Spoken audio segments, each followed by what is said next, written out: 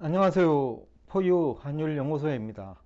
오늘은 미국 4월 소매 판매 증가율을 가지고 여러분과 대화를 나누고자 합니다. 지난 3월에 그 소매 판매가 줄었죠. 3월 소매 판매가 2월 대비 약 한 1% 감소하면서 1분기 성장률도 당초 예상과 달리 1%대 초반까지 떨어졌죠.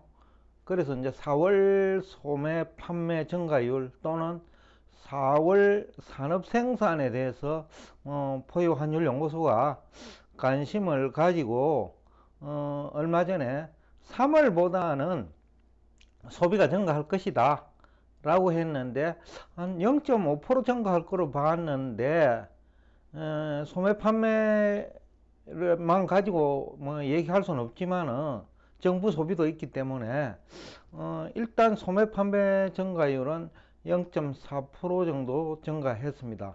연율로 따지면 한 달이니까 한 5% 가까이 되지요. 산업 생산은 0.5% 증가했으니까 연율로 따지면 한 6% 되고요. 4월 한 달만 놓고 보면 2분기 성장률이 포유 환율 연구소대로 마이너스로 가기는커녕 오히려 1분기보다 2분기에 성장률이 높아질 것 같다는 분석을 하고 있습니다. 좀 더 구체적으로 보면 물가가 1년 이상 고공행진을 하고 있죠.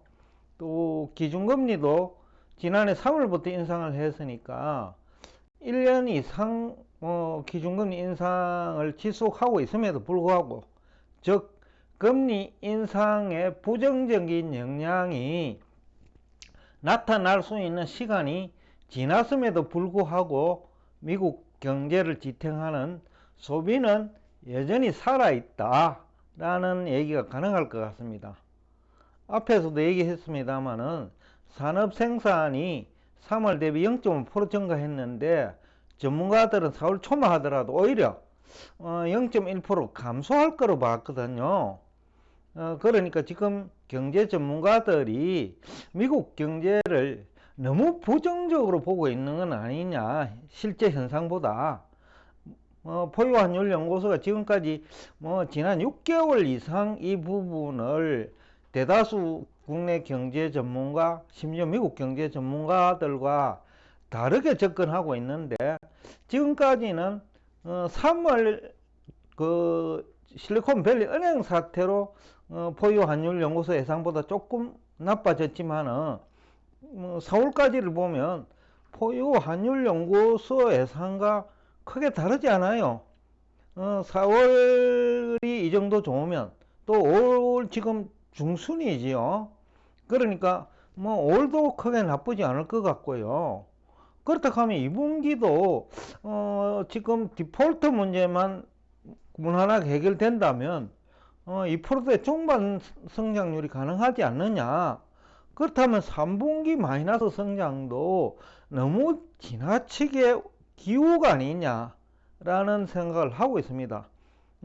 소비도 거는 소비, 그러니까 자동차와 휘발유를 제외하면 0.5% 소매 판매입니다. 0.6%나 되네요. 연율로 따지면 6 내지 7% 증가단 말이죠. 그러니까 크게 나쁘지 않다. 특히 이제 자파는 2.4% 증가했고 헬스케어 소매 판매도 0.9%니까 연율로 따지면 거의 뭐 10% 가까이 되고요. 음식도 0.6% 증가, 외식도 뭐 하고 있다는 얘기고요. 4월 소비 지출도 이렇게 되면 연율로 5% 이상 증가가 지금 예상이 돼요. 근데 3월은 앞에서도 얘기했지만은 2월 대비 1.0% 증가했으니까, 감소죠. 감소했으니까 이것 때문에 1분기 성장률이 1.1%까지 떨어졌죠. 그래서 이제 나스닥 지수도 보면 소매 판매 증가율하고 그 다음에 산업 생산 발표가 되면서 나스닥 선물이 한때 13,540까지 상승하기도 했는데 조금 빠져가지고 13,508인가 마감이 됐어요. 아마 지금 문제는 그거예요. 부채 한도가 이제 어떻게 지금 마무리될 것이니까 관건인데, 포유 환율 연구소는 6월 1일 전후로 협상이 되지 않을까 보고 있어요. 그것을 이제 너무 지나치게 끌고 가면 증시에 충격도 주겠지만은 6월 1일만 그 협상이 되더라도 2분기 성장률에 부정적인 영향은 크지 않을 거다. 주가가 일시적으로 빠지더라도 협상만 제대로 되면 다시 복원될 테니까요. 여하튼 지금 현재 분위기를 봐가지고는 2월 2분기네요. 2분기 미국 GDP 성장률은 2%대 중반은 예상된다. 근거는 4월에도 고용이 증가했고요. 5월에도 고용이 감소할 가능성은 없어 보여요. 소매 판매되고 산업 생산도 예상보다 훨씬 높고 하니까 4월에 이 5월 고용도 나빠 보이지는 않아요. 아직 나오지는 않았지만은 통계치가. 그렇다고 하면 4월, 5월이 나쁘지 않으면 6월 한 달에 조금 나빠지더라도 2분기 성장률은 2%대 중반까지도 나올 수 있다. 그래서 포유 환율 연구소가 앞 시간에 나스닥 100 지수가 13,500원 돌파할 거다. 다만 이제 부채 한도 때문에 조정은 있겠지만은 부채 한도만 월 말까지죠. 월 말까지 해결이 된다면 나스닥 지수가 13,500원 돌파한 다음에 조정을 받지 않겠냐. 개인적으로는 13,700선 안팎에서 그 고점을 만들고 거기에서 한 1주 내지 2주 어떻게 보면 행보하다가 좁은 박스권에서 행보하다가 빠져도 6월에 되어서야 빠지지 않겠나라는 생각을 하고 있습니다. 하여튼 여러분들 그동안 포유 환율 연구소가 지난해 10월부터 13,500원 돌파할 거다라는 얘기를 하면서 여러분들 다수는 이제 반은 믿고 반은 불신했을 거예요. 오히려 불신한 사람이 더 많았을 거예요. 댓글로 보면 성공한 사람은 극히 소수라는 생각이 들거든요. 펀드도 약 한 99%가 실패했는데 여러분들이 펀드 매니저면 그래도 전문가인데 경제 전문가 집단 내지는 정권 전문가 집단보다 수익률이 높을 그 기대는 하지 않고 있어요. 그래서 포유 환율 연구소가 지난달에 자체적으로 환율 연동 펀드를 한번 실험을 해보겠다라고 해가 지금 실험 중이에요. 5월달 들어가지고 실험을 하고 있는데 아마 3개월 정도 되면 제가 한번 얘기를 할 거예요.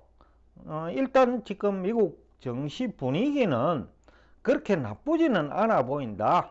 앞 시간에도 제가 언뜻 얘기를 했는데 과연 이 지수대가 약세장의 마지막 단계이냐, 즉 강세장으로 돌아설 것이냐. 나스닥 지수가 13,500만 돌파하면 그런 얘기가 나오지 않을까라는 생각은 하고 있어요. 그렇지만 이제 악재도 있고 유럽도 긍정적인 측면도 있지만은 부정적인 측면도 있기 때문에 아직까지 확신할 단계는 아니지만은 그렇다고 지금까지 많은 경제 전문가들이 얘기하는 아주 나쁜, 즉 부채 한도에 문제가 생기고 그 다음에 상업용 부동산에도 문제가 생기면서 미국 경제가 완전히 망가지는 그런 시나리오는 오히려 나쁜 결과를 초래할 수 있다. 즉 거꾸로 배팅 하다가는 지난 한 5, 6개월처럼 또다시 희생될 수 있다라는 것이 포유환율연구소 입장이에요. 다만 조정을 받더라도 하락폭은 지난해 10월까지 내려가지 않을 거다. 10월 저쯤까지는. 지금 2분기 그 성장률의 만약에 포유환율연구소 예상대로 2% 중반이 나온다면 3분기 나빠가지고 1%대로 성장률이 둔화되더라도 그 미국 주식시장은 나스닥 100 기준으로는 지난해 10월이 오히려 바닥이지 10월보다는 높은 수준에서 바닥을 만들고 다시 재반등할 수 있는 그런 시나리오를 그리고 있습니다. 오늘도 끝까지 경청해 주셔서 대단히 감사합니다.